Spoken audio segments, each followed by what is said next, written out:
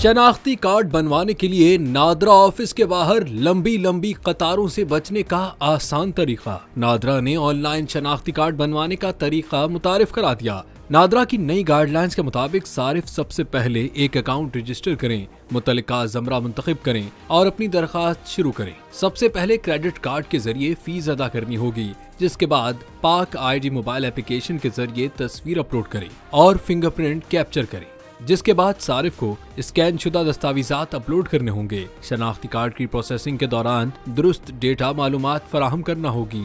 शनाख्ती card की processing के दौरान दुरुस्त डेटा मालूमात फराहम करना दरखास्त गुजार की वाहिद जिम्मेदारी है। नादरा को फराहम करदा कोई भी जाली मालूमात या जाली दस्तावेजात नादरा ऑर्डिनेंस 2000 के सेक्शन 30 के तहत दरखास्त गुजार के खिलाफ कानूनी कार्रवाई का बायस बन सकती है।